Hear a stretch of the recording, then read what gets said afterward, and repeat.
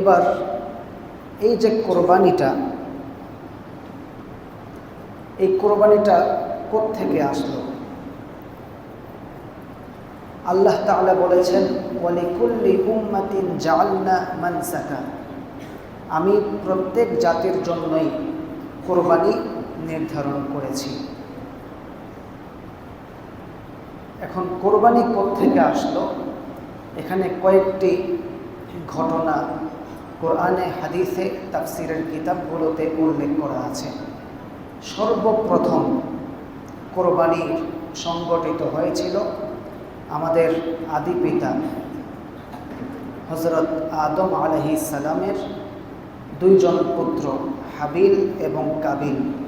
এই দুইজনের মধ্যে এক ঘটনাকে কেন্দ্র করেই কোরবানির পটভূমি শুরু হয়েছে। আল্লাহ তাআলা সেই ঘটনাকে পবিত্র কোরআনের সূরা মাঈদার 27-28 নম্বর আয়াতে উল্লেখ করেছেন। আল্লাহ তাআলা বলছেন, ওয়াতলু আলাইহিম নাবা আবনাই আদম বিল হক। হে রাসূল, আপনি আদম আলাইহিস সালামের দুইজন পুত্রের বৃত্তান্ত যথাযথভাবে পাঠ করে শোনান। আদম আলাইহিস সালামের দুইজন পুত্রের বৃত্তান্ত পাঠ করে শোনাতে বলা হয়েছে। এরপর আল্লাহ বলছেন, ইয করবা কুরবানান ফাতুকব্বিলা মিন আহাদিহিমা ওয়া লাম ইউতাকাব্বাল মিনাল আখার। তারা দুইজন যখন কোরবানি করছিল, তখন একজনের কোরবানি কবুল হলো, অপরজনের কোরবানি কবুল হলো না। এরপর আল্লাহ বলছেন যে ইন্নামা ইয়াতাকাব্বালুল্লাহু মিনাল মুত্তাকিন, নিশ্চয় আল্লাহ তাআলা তাকওয়াবান পরহেজগারদের পক্ষ থেকেই কোরবানি কবুল করে নেন। এখানে যে ঘটনাটা সূরা মাঈদার 27 এবং 28 নম্বর আয়াত, সেখানে সেই আয়াতের ব্যাখ্যায় বলা হয়েছে হযরত আদম আলাইহিস সালামের দুইজন পুত্র ছিলেন, একজন হাবিল আর একজন কাবিল। হাবিল তিনি পশু চড়াতেন, আর কাবিল তিনি কৃষিকাজ করতেন। তখনকার সময়ে বিয়ে শাদীর নিয়ম ছিল, আল্লাহ রাব্বুল আলামিন প্রত্যেকবার যমজ একজন ভাই একজন বোন, একজন ভাই একজন বোন, এভাবে পৃথিবীতে আদম আলাইহিস সালামের প্রজন্মগুলো এভাবেই প্রথমত পৃথিবীতে এসেছে। তো বিপরীতমুখী তাদের বিয়ে করার সিদ্ধান্ত ছিল, অর্থাৎ প্রথমবার যে ভাই বোন জন্ম নেবে, দ্বিতীয়বার যে ভাই বোন জন্ম নেবে, তারা পরস্পর বিপরীত হয়ে একে অপরকে বিয়ে করবে। তো ঘটনাচক্রে কাবিলের সাথে যে বোন জন্ম নিল, সেটা হাবিল বিয়ে করার কথা, কিন্তু সেখানে কাবিল হাবিলের কাছে একে বিয়ে দিতে অসম্মতি জানায়।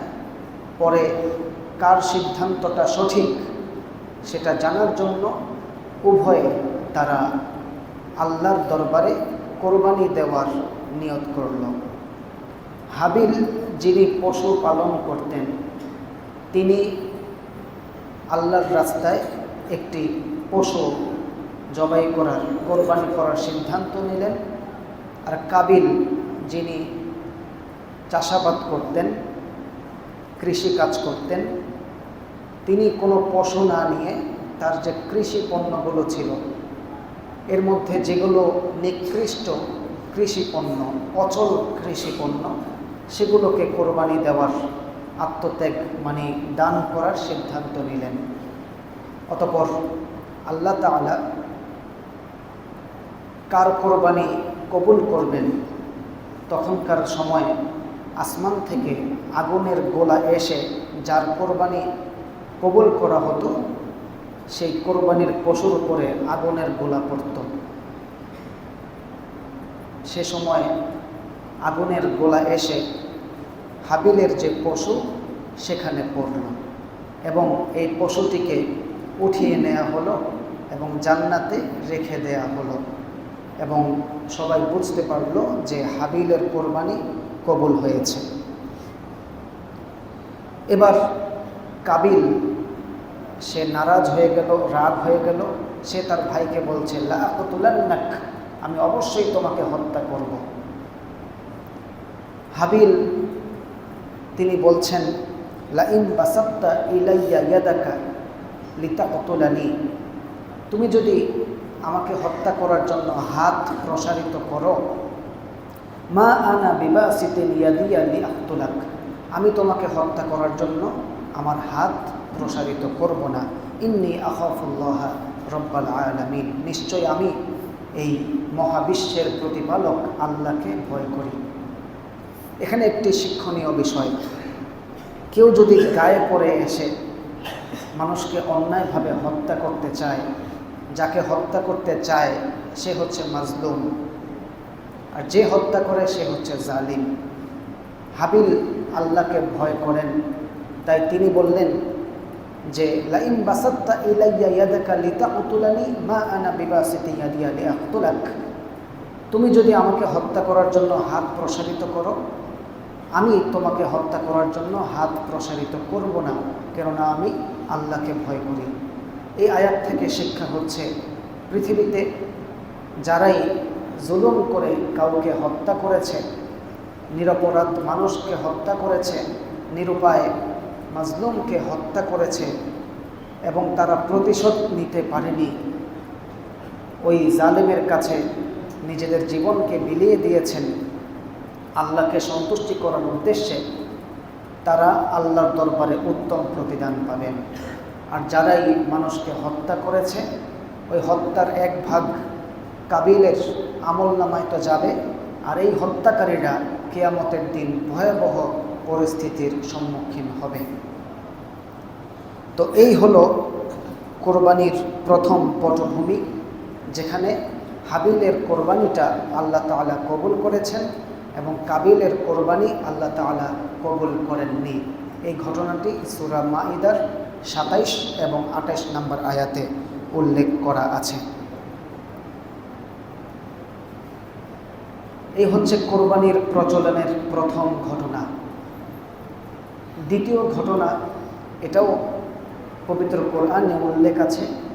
মূলত দ্বিতীয় ঘটনাকে কেন্দ্র করেই আমাদের প্রত্যেক বছর যে কোরবানি আসে ঘুরে ঘুরে, এটা মূলত এই দ্বিতীয় ঘটনাকে কেন্দ্র করেই।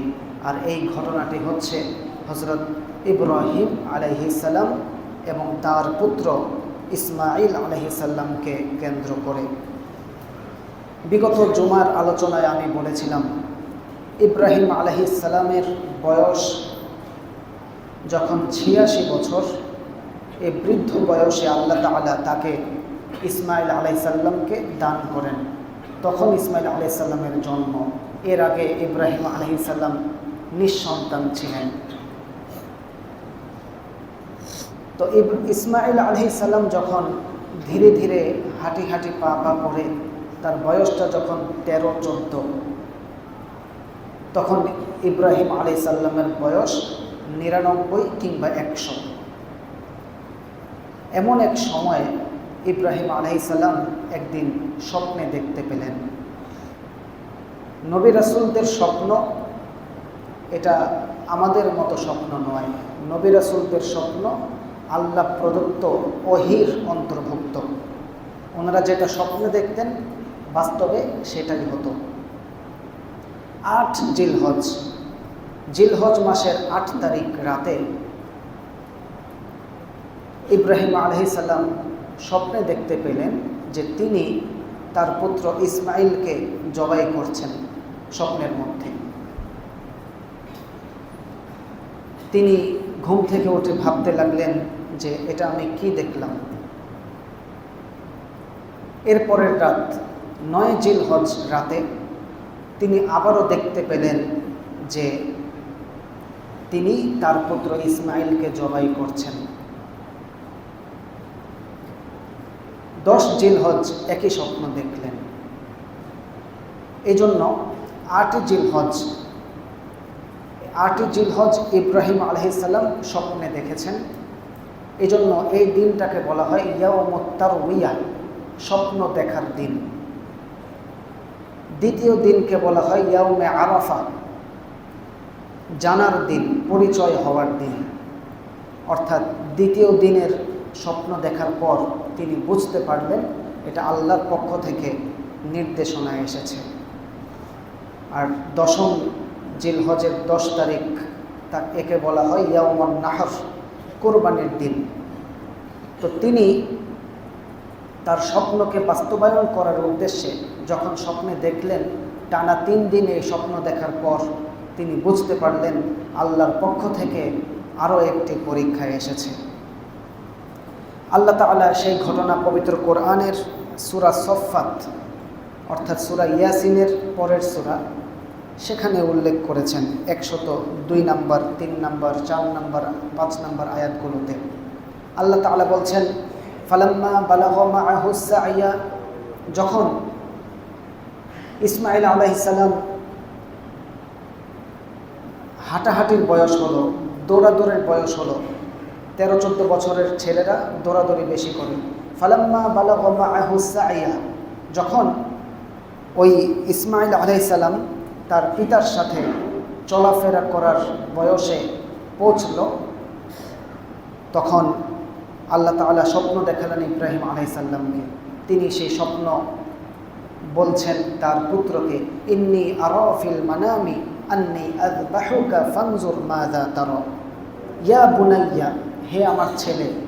ইব্রাহিম আলাইহিস সালাম তার সন্তান ইসমাঈলকে উদ্দেশ্য করে বলছেন, ইয়া বুনাইয়া, হে আমার সন্তান, ইন্নী আরা ফিল মানামি, আমি স্বপ্নে দেখেছি, আন্নী আযবাহুকা, যে আমি তোমাকে জবাই করতেছি, ফানজুর মাযা তারা, এতে তোমার অভিমত কি? ইসমাঈল আলাইহিস সালাম, নবীপুত্র ইসমাঈল, তিনি জবাব দিলেন, ইয়া আবাতি ফাআল মা তুমার, হে আমার পিতা, আপনাকে যে আদেশ করা হয়েছে আপনি সেই আদেশ পালন করুন। সাতাজিদুনি ইনশাআল্লাহু মিনাস সাবিরিন, নিশ্চয় আপনি আমাকে ধৈর্যশীলদের মধ্যেই পাবেন। তখন হযরতে ইব্রাহিম তার পুত্র ইসমাঈলকে রওনা হলেন মিনা প্রান্তরে। মিনা প্রান্তরে রওনা হওয়ার পথিমধ্যে শয়তান 3 বার ইব্রাহিম আলাইহিস সালামকে ধোঁকা দেওয়ার চেষ্টা করল। ইব্রাহিম আলাইহিস সালাম 3 বারই পাথরের কঙ্কর শয়তানকে 7টি করে 21 বার তাকে কঙ্কর নিক্ষেপ করলেন। সেই থেকে আজও হাজী সাহেবরা মিনায় অবস্থান করে জামারাতে কঙ্কর নিক্ষেপ করে। এটা হচ্ছে ইব্রাহিম আলাইহিস সালাম থেকে সুন্নত। আর যে জায়গাটিতে ইসমাঈল আলাইহিস সালামকে জবাই করতে নিয়ে যাওয়া হলো, সেই জায়গাটি আজও চিহ্নিত করা আছে। মিনা থেকে মক্কায় যাওয়ার পথে হাতের বাম পাশে পাহাড়ের উপরে উঁচু একটি টিলার মতো, মসজিদের গম্বুজের মতো নির্দিষ্ট করে দেয়া আছে। সেই জায়গাটি আজও নির্ধারণ করা আছে এবং সেই জায়গাতেই ইসমাঈল আলাইহিস সালামকে জবাই করার জন্যে নিয়ে যাওয়া হয়েছিল। ইসমাঈল আলাইহিস সালামকে সেখানে নিয়ে উপর করে শোয়ানো হলো এবং বৃদ্ধ ইব্রাহিম আলাইহিস সালাম, বয়স 100 অথবা 99, তিনি ছুরি ধার করছেন এবং উপর হয়ে শুয়ে আছে তার পুত্র ইসমাঈল, যাকে তিনি 86 বছর বয়স হওয়ার পরে আল্লাহ তাআলা তাকে দান করেছেন। কি এক ঈমানি পরীক্ষা!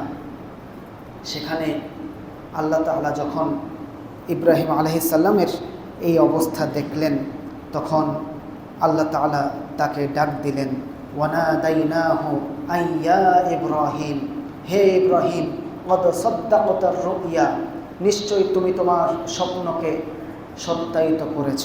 ইন্না কাযালিকা নাজজিল মুহসিনিন, আর এভাবেই আমি সৎকর্মশীলদেরকে প্রতিদান দিয়ে থাকি। তখন আল্লাহ তাআলা অলৌকিকভাবে ইসমাঈল আলাইহিস সালামের জায়গায় জান্নাত থেকে আগত একটি সাদা দুম্বা তার জায়গায় দিয়ে দিলেন। ওই দুম্বাকে জবাই করা হলো। এই দুম্বাটি হচ্ছে সেই দুম্বা, সেই পশুটি যেই পশু ওই হাবিলের কোরবানির সময় কবুল করা হয়েছিল, সেটা জান্নাত থেকে আবারও এনে ইসমাইল আলাইহিসসালামের জায়গায় ওই দুম্বাকে জবাই করা হলো। আল্লাহ তাআলা নিজেই বলছেন, ইন্না হাযা লাহুয়াল বালাউল মুবিন, নিশ্চয়ই এটি হচ্ছে এক প্রকাশ্য এবং মহা পরীক্ষা। কঠিন এক পরীক্ষায় ইব্রাহিম আলাইহিসসালাম উত্তীর্ণ হলেন। আল্লাহ বলছেন, ওয়াতারাকনা আলাইহি ফিল আখিরিন, তার এই ত্যাগ তিতিক্ষা এটা আমি পরবর্তী জাতিদের জন্য রেখে দিলাম। আর এই কারণেই আমরা ইব্রাহিম আলাইহিসসালামের সেই সুন্নত আজও আমাদের মধ্যে চলমান রয়েছে। আল্লাহ বলছেন, সালামুন আলা ইব্রাহিম, ইব্রাহিমের উপরে সালাম শান্তি বর্ষিত হোক। এভাবেই ইব্রাহিম আলাইহিসসালামকে পদে পদে পরীক্ষা দিতে হয়েছে এবং তিনি প্রত্যেক পরীক্ষায় উত্তীর্ণ হয়েছেন সফলতার সাথে। আর এই কারণে আল্লাহ বলেছেন, ইন্নী জাইলুকা লিন্নাসি ইমামা, আমি তোমাকে মানুষদের জন্য ইমাম রূপে, নেতা রূপে তোমাকে আমি বানাবো। ইব্রাহিম আলাইহিসসালাম আমাদের নেতা, আমাদের মুসলিম জাতির পিতা, এবং ইব্রাহিম আলাইহিসসালাম থেকেই আমাদের নবী রাসূল সাল্লাল্লাহু আলাইহি ওয়াসাল্লামের আগমন ঘটেছে। তার বংশধর হচ্ছেন আমাদের নবী রাসূলুল্লাহ সাল্লাল্লাহু আলাইহি ওয়াসাল্লাম। সেই চেতনা আজও আমরা ধরে রেখেছি। আমরা যে হজ পালন করি, জামারায় কঙ্কর নিক্ষেপ করি, সাফা মারওয়ায় সাই করি, মাকামে ইব্রাহিমের সামনে নামাজ আদায় করি, কাবা ঘরকে কেন্দ্র করে সারা বিশ্বের মানুষ এর দিকে ফিরে নামাজ আদায় করে, এবং মিনায় যে আমরা কঙ্কর নিক্ষেপ করি, এর প্রত্যেকটির সাথে, এবং আমরা যে জমজমের পানি পান করি, এর প্রত্যেকটির সাথে ইব্রাহিম আলাইহিসসালাম এবং তার পরিবার, তার স্ত্রী সকলেরই ইতিহাস জড়িত রয়েছে। আল্লাহ তাআলা এতটাই পছন্দ করেছেন ইব্রাহিম আলাইহিসসালামকে। তো এই গেল ইব্রাহিম আলাইহিসসালামের কোরবানির ঘটনা।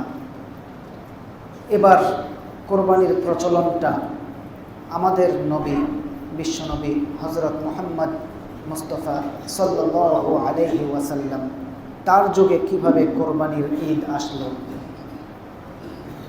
যখন জাহিলি যুগ চলছে, রাসূল সাল্লাল্লাহু আলাইহি ওয়াসাল্লামের আগমনের পূর্বের সময়টা, ঈসা আলাইহিস সালাম এবং আমাদের নবী রাসূল সাল্লাল্লাহু আলাইহি ওয়াসাল্লামের মধ্যবর্তী এই সময়টাকে বলা হয় আইয়ামে জাহিলিয়া। আইয়ামে জাহিলিয়াতে তখনও পশু বলিদানের কিছু প্রচলন ছিল।